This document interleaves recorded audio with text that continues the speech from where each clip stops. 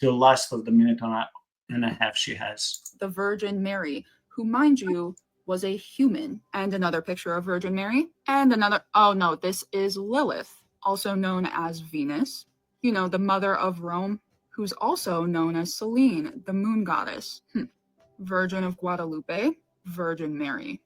Venus, Virgin Mary, Venus. If you're wondering why they would do this, I want you to look up the verse about Legion or examine any of the pantheons or any mythology. It's the same small group of entities changing forms. And you'll hear. Oh my gosh, this is getting worse.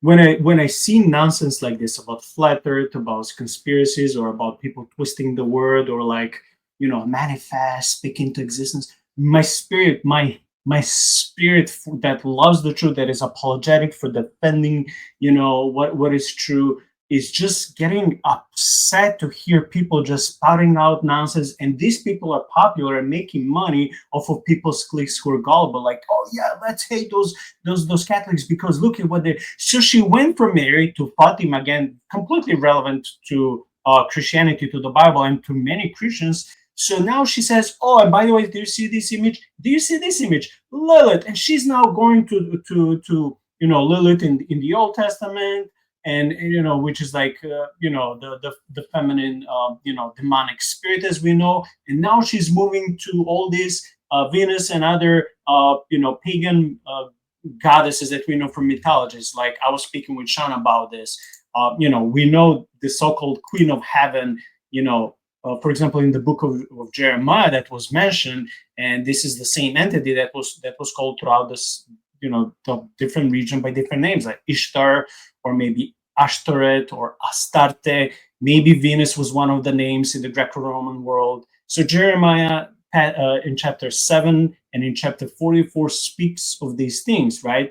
No problem with that because this is in the Bible. However, she's going there to compare Mary, who, again, Sean and I, as Protestants, we are not even venerating her. We're not praying to her. We don't have icons of Saint Mary, so we don't have to defend her. But we are defending the logical sanity and the accuracy of the Bible. Mary has nothing to do with Astarte, Venus, Ishtar, and all these pagan goddesses. Absolutely nothing. Sean? Idea that the feminine character in these portrayals is supposed to represent some sort of pagan deity.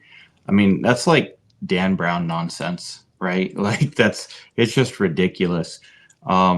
Mary is represented in these pictures because it is portraying the humanity of Christ. This is the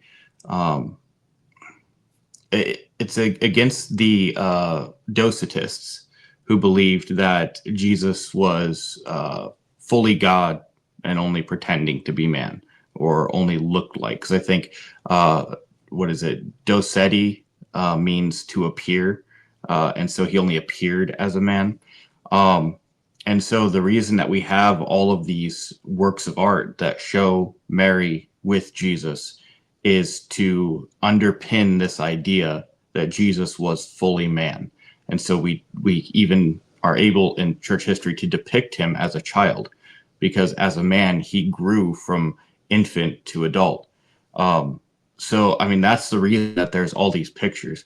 We don't have, as Protestants, we don't have any sort of devotions to Mary, because in our traditions, those sorts of things to us would feel uncomfortable, because our only devotion is to God. But then again, we also have to understand that our traditions are rooted in the West, in a place where we've never had to bow to a king or a lord. So there is no secular equivalent to that in our minds. So we couldn't bow down to an image and differentiate this being something that is owed to God alone versus something that is owed due to courtesy or to being polite, or even just a societal thing.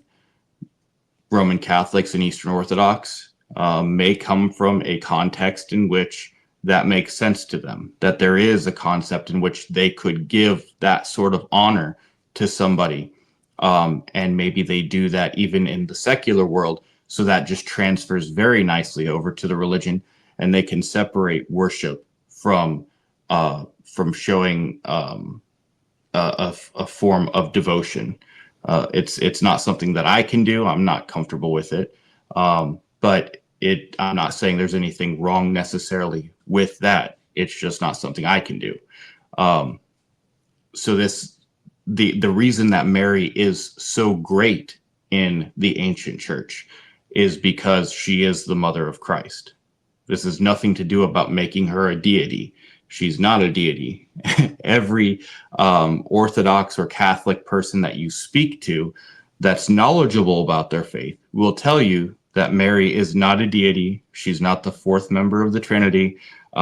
She has not ascended out of being a created being into joining the Creator. But even if you were to find a Roman Catholic or an Eastern Orthodox person who's not very knowledgeable about their faith, who would say something along the lines of, oh, she's like God. I don't think you would. I can't imagine you would. I'm not trying to put words in their mouth, but look at the flip side. They did a Pew study as to how many Protestants thought that Jesus was a created being.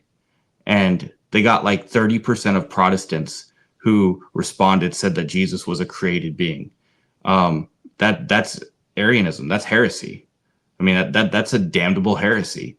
And so we can't just look at our Roman Catholics and Eastern Orthodox brothers and sisters and say, well, there seems to be, from our perspective, some stumbling blocks. We've got enough mess to deal with on our own side. We shouldn't necessarily be calling out things that are difficult for us that may not be difficult for them over there.